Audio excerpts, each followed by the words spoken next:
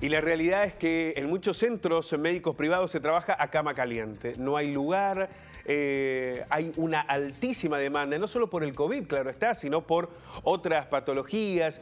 Cuando dialogábamos con el doctor Ferrario, nos decía que a diferencia de lo que ocurrió en la primera etapa, donde se priorizó la situación del coronavirus, es necesario no dejar de lado otras patologías porque con el transcurrir de los meses se convierten en casos graves. Hablamos de oncológicos, de personas que tienen o han sufrido una ACV, que tienen problemas cardíacos. Hay una altísima presión sobre el sistema sanitario. Vamos a tomar contacto con el doctor Marcelo Rojo, quien es director médico de la Clínica del Sud. Doctor, ¿cómo le va? Muy buenos días. Buenos días. Bueno, cuando ve toda esta radiografía que hemos intentado describir brevemente, todavía quedan varios capítulos por narrar en el noticiero, pareciera que por un lado hay un enorme esfuerzo por tratar de enfrentar la enfermedad y por otro hay una desconsideración de muchos que forman parte de las estructuras sociales y que creen o descreen del impacto que tiene el coronavirus, ¿no? Sí, es una situación bastante compleja. Creo que acá hay que tocar varios temas. Uno, el sistema sanitario, y por otro lado, obviamente, el problema que estamos teniendo desde el inicio de la pandemia, que es el tema social, fundamentalmente relacionado con esto, como usted dijo, hartazgo de una situación que nos ha puesto también al borde del colapso económico, y bueno, es un sinfín de problemas que creo que confluyen en esta situación actual. Doctor, buenos días. ¿Cuál es la situación en este momento de la Clínica del Sud en cuanto a porcentaje de camas, de terapia, cuánta ocupación hay? Mira, recién hablaban de la diferencia con el año pasado. Uh-huh. Yo creo que no podemos tomar parámetros de comparación. El año pasado creo que la gente en un comienzo estaba asustada de lo que estaba pasando en el mundo. Acá se tomó una decisión bastante drástica, que no lo hicieron la mayor parte de los países, por lo menos fue una cosa más escalonada, con un virus que atacaba más que todo a la población adulta mayor, con comorbilidades o sin comorbilidades, pero generalmente mayores de 75, 80 años, que la población que tuvimos nosotros. Nosotros pudimos organizarnos de cero, cada clínica tuvo que hacer inversiones, protocolos, aprender mucho, porque sinceramente es un trabajo en equipo y que lleva mucho esfuerzo, más allá de lo que es los insumos, la compra de insumos que escaseaban, etcétera, etcétera. Esta orden de circulación total que fue cumplida a rajatabla, diría yo, por gran parte de la población argentina, y se lo agradece porque sinceramente eso nos permitió tener disponibilidad de camas. Ahora, cuando yo escucho hablar de disponibilidad de camas, acá no solamente disponibilidad de camas, es disponibilidad de recursos, disponibilidad de insumos, claro, disponibilidad de oxígeno, disponibilidad de respiradores, pero fundamentalmente es el tema de recursos humanos. A nosotros el año pasado nos agarró ya con un panorama crítico a nivel de las terapias intensivas, con el recurso humano calificado que escasea en la República Argentina, y tuvimos que arreglarnos compartiendo personal, porque prácticamente acá en Río Cuarto un terapista trabaja en 2 o más lugares para poder vivir. Y eso hizo que obviamente los protocolos en una u otra institución se cumplían de una manera u otra, algunos más estrictos, otros menos estrictos. Pero esta ola que como la primera tuvimos tiempo de ver lo que pasaba en el mundo y aprender, y no lo hicimos.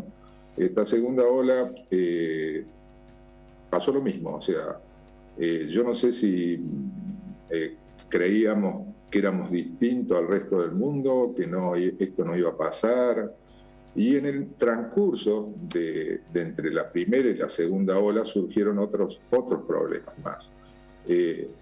Una, del lado del coronavirus, la aparición de cepas que circulan más rápido, que atacan más jóvenes, que son muy agresivas.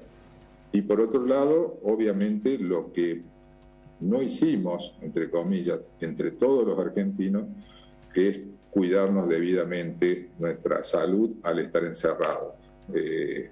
No hicimos controles, como dijo acá el señor, que acá en Argentina prevalece la patología cardiovascular como primera causa de muerte. Hablamos también dentro de lo que es cardiovascular, ACV, infartos, problemas endocrinológicos mal controlados, problemas, siguieron los ACV, siguieron los infartos, pero bajaron los traumas, bajaron algunas patologías que podían reprogramarse en los términos quirúrgicos, pero esta vez no es así. La gente está en la calle, la gente bebe, los accidentes ocurren, los hechos violentos ocurren, se sucedieron una conjunción, la gente con problemas hemodinámicos son cada vez mayor, cardiovasculares, eventos cardiovasculares que si no se intervienen inmediatamente, obviamente las secuelas, no solamente la muerte, sino la morbilidad es enorme. Doctor, en ese así escenario, que es un panorama...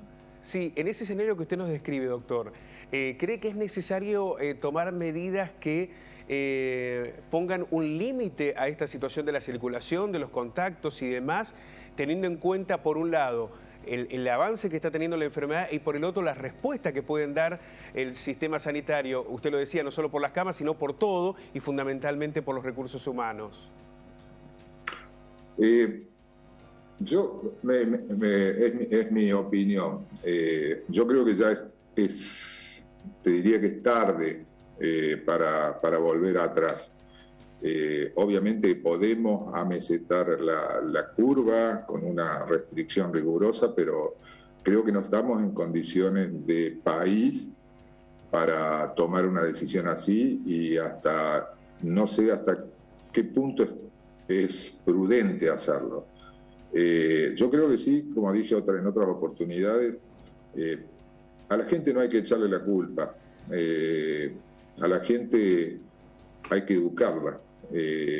A la gente hay que decirle la verdad, a la gente hay que darle datos, a la gente hay que hablarle con argumentos, a la gente hay que mostrarle lo que está pasando, a la gente hay que decirle cómo debe usar el barbijo, cuáles son los barbijos que sirven, cada cuánto tienen que cambiarlo, el distanciamiento y un montón de cosas. Yo creo que en este punto... no sé hasta qué punto es conveniente el confinamiento total de la gente. Obviamente que lo van a hacer, en algún momento lo van a hacer porque es la única herramienta que tienen. Yo creo que acá hubo cuando escuchaba el relajamiento del sistema sanitario, yo creo que se relajaron. Nosotros no nos relajamos en ningún momento, nosotros seguimos atendiendo patología COVID, revisando protocolos, permanentemente estuvimos informados de lo que venía pasando en el mundo, informándonos, estuvimos reconvirtiendo la clínica para que hacerlo aún más prolijo de lo que la teníamos el año pasado, armando protocolos nuevos. Y obviamente llegó lo que tenía que pasar, que es, ahora tenemos patología no COVID que está siendo asistida y tenemos que asistirlo. No podemos hacer desaparecer la patología y creo que a cualquiera de nosotros o a un familiar le pasa algo, ya sea accidente de trabajo o algún evento cardiovascular, oncológico, etcétera, etcétera. Creería que la gente necesita que sea asistido esa persona. Nosotros queremos asistirla porque es nuestra labor y no podemos convertir una clínica exclusivamente en COVID. Está claro, doctor, Sí, que es sí. lo que nos planteaban también desde Salud Municipal. Vamos a seguir de cerca este tema que obviamente va a sumar muchísimos capítulos. Queremos agradecerle especialmente esta mirada que nos ha aportado. Tenemos que estar muy atentos a lo que está ocurriendo y con responsabilidad asumir este contexto para evitar que sean las respuestas del sistema sanitario la última alternativa para cambiar nuestras conductas. Ojalá lo podamos hacer antes. Doctor, le mandamos un abrazo y le agradecemos muchísimo. ¿Puedo decir una favor. pequeña? Recién no respondí a la pregunta. La ocupación de camas en este momento de terapia intensiva, estamos al 100% en la clínica, trabajando al 100%, con edades promedio bajas, que no habíamos tenido anteriormente. Yo creo que a la gente hay que concientizarla. Ya no es como el año pasado que decíamos hay que cuidarse los jóvenes para no contagiar a los adultos. Ahora tenemos personas jóvenes contagiándose y terminando en terapia intensiva y muriéndose personas de 30 y pico de años. O sea que esto ya no es un problema del adulto mayor, ya es un problema de todos los grupos etarios. Entonces, creo que tomar conciencia, el cuidarnos para cuidar, el poder pensar lo que está pasando, porque esto indudablemente uno dice no quiere el confinamiento, pero tampoco vamos a poder soportar, creo que esta situación, y por parte de las autoridades creo que tienen que hacer muchas cosas. Doctor, le agradecemos muchísimo, nos quedamos con este último gracias. mensaje. Muchísimas gracias, un abrazo. No, gracias a usted. Gracias.